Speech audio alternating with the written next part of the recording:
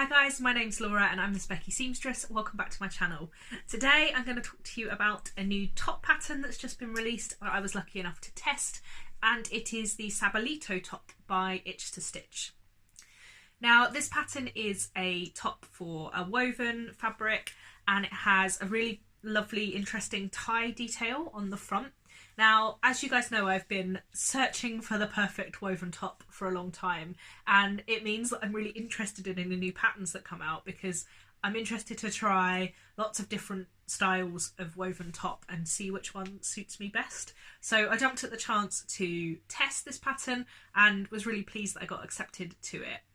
Now, the pattern comes in sizes 0, 0 to 20, and it also has different front pieces for different cup sizes. So it has A, B, C, D and double D cup sizes, and from the C upwards they come with bust darts. So worth knowing because you guys know I love a bust dart.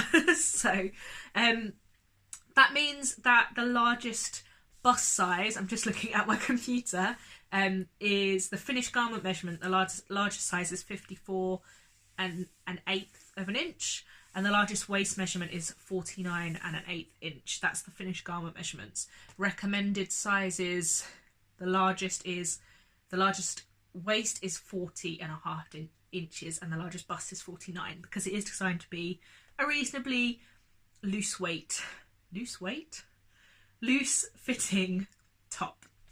Now it's a dolman sleeve and it's got quite a long, almost flared sleeve, sort of just below the elbow, and then the neckline is quite a deep V with a sort of just slight crossover at the bottom, and then it has a bottom band, and it's a reasonably cropped-ish length, I would say. So the pattern was released on Sunday and it is currently on sale. It's $8 at the minute for this week, and there is an affiliate link in the description box below, which means if you buy through that link, it doesn't cost you anything extra, but I earn a small commission for pointing you in the direction of the pattern. Now, the pattern is a very easy make. The most difficult part about the pattern is tying the knot at the end, which isn't that difficult, but to kind of make it lay right, you do have to do it in a specific way. Now, the testers have been making this up in all kinds of different fabrics. It's really versatile, actually, and I think it works really well as an over layer as well as a top as a base layer. So I'll show you in some pictures, but the V is quite low, and I think I might just be comfortable wearing it without anything underneath, maybe with a popper, just to make sure that I had nothing on show, which some people do, and there are instructions in the pattern to do that if you want to, or just to tack it shut, to hand stitch it shut so that it's secure.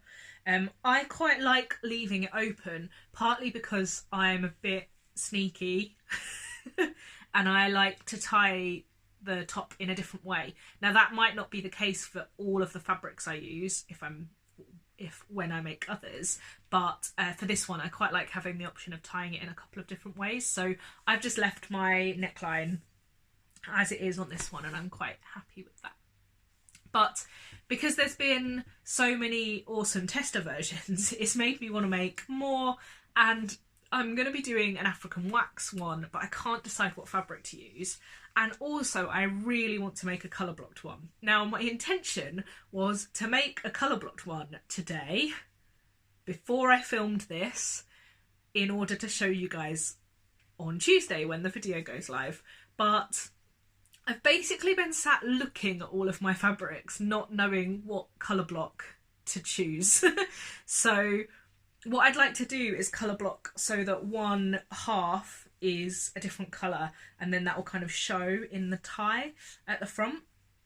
But I can't decide whether I want a plain, like, solid fabrics where I've got two linens, really dark burgundy and a kind of coppery orange, rust type colour that I could use, but I'm really tempted to make that into a colour blocked Flint dungaree set which would be a bit mad, or whether to go blues and greens and teals. I've got quite a lot of plain, like solid colour blues and greens and teals that I could wear, or I could make it with, or whether to go one solid and one patterned. So I could do that with a wax. I could take a wax print that I have and then match it with a solid colour that goes with it on the other side. And basically I just got totally overwhelmed with all of the different options, and I haven't actually sewn another one to show you, which isn't great, but I will make another one and I will show you it. And if you guys have any suggestions from any fabrics you've seen me show you in the past, please tell me what you think I should do. At the very least, do you think I should do pattern and plain, or do you think I should do plain and plain? Because I can't decide. I've got in my head for lots of different makes at the minute, because you know I'm trying to colour block a little bit more. I've got in my head that I want a black and grey contrast fabric, print, pattern somewhere, but I can't work out what, and I don't have much grey fabric or much black fabric, so I'm finding it quite hard to do, and I'd quite like to decide what pattern I want to make before I buy the fabric, in case, well, I mean, I don't know even yet whether I want to do jersey or woven. Anyway, this is a complete aside to the Sabalito top. Now, like I said, it's a really easy construction. It's a front piece, which you cut two of. You have to cut them on the single layer of fabric because the pattern piece is just really wide, because it includes the tie that you tie as well, and obviously the sleeve, and a back piece which is also in two pieces that you seam, and then a bottom band at the back and a bottom band at the front. So really quite easy construction.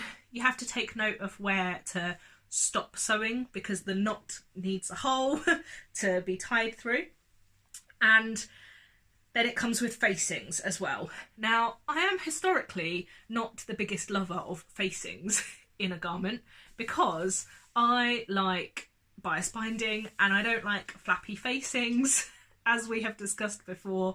But I have to say, I do like the facings in this pattern, and it's making me consider trying more facings because it does make the neckline lie really nicely. And I've stitched it down, and you can see the top stitching, but it actually tones in quite well to some of this check fabric. So yeah, I do quite like it, and you need the facings in this top because the facings become the other side of the tie. I don't know if I'm going to really be able to show you, but I will try. So the facing here, you can see, is the other half of the tie. So you would need that in order to sew it. So I rolled with it, and I like it better than I thought I was going to. I first got the pattern and I was thinking, how am I going to fix this? How am I going to make it with bias binding? But no, Kenneth was right. This is exactly what you should do. So there you go. Now I can't tie the knot again.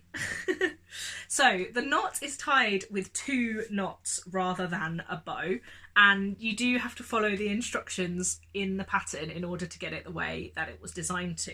However, in this fabric, now this is a double-sided double gauze that I picked up on a Facebook de-stash and never knew what to do with, but it was the perfect size piece of fabric for the pattern, and I decided that that was worth rolling with, and I do really love it. I love rolling up the sleeves because the sleeves are a little bit long for my liking, so I think in future I would either cuff them or make them just a little bit shorter, but for this one, rolling them up and showing the contrast fabric I really like, so I was quite pleased with this. But this has just made me feel like I have a plaid checked cowboy shirt in my life, in my wardrobe, but it's a little bit more me. I like the neckline, I like that I can wear a cami underneath it, and I can wear this with a tube skirt, which is what I wore when I took the pictures, but right now I've got it on with my Flint shorts and it looks great, and also I could wear it with jeans or whatever I want really. So I like being able to have a checked shirt because I feel like that is quite a good wardrobe staple, but it just feels a little bit more me, which is always good, and that's why we make clothes, right? So that was important. But the reason I haven't tacked the neckline is because I like to also have the option to tie this like this. So I'm just gonna show you.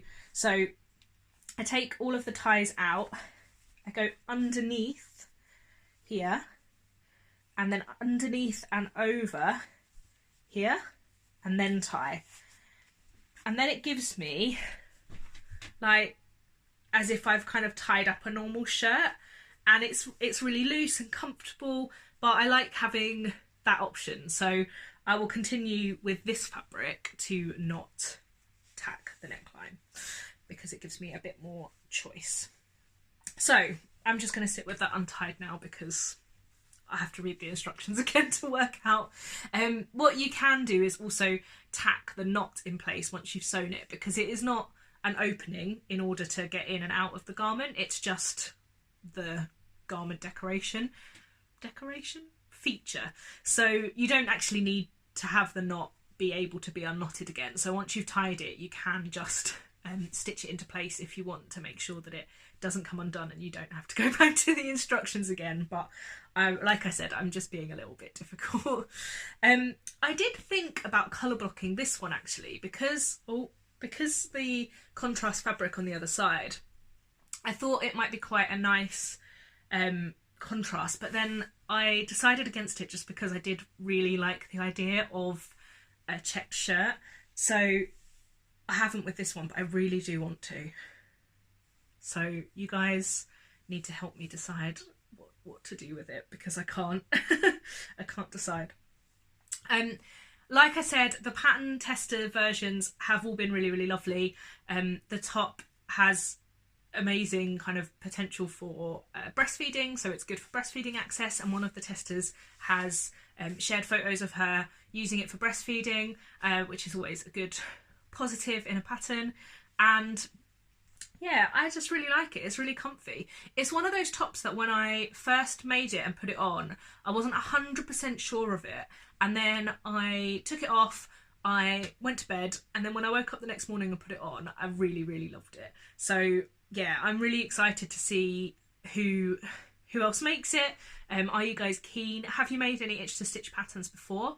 And what fabric would you choose for a colour blocked version? Because I need help from you.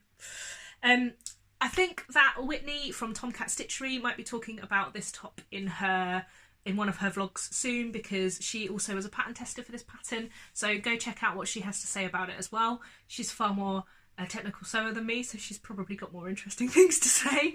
But yeah, I'm really, really happy with it, and I hope that you guys like it too. Thank you so much for watching, and until next time, bye!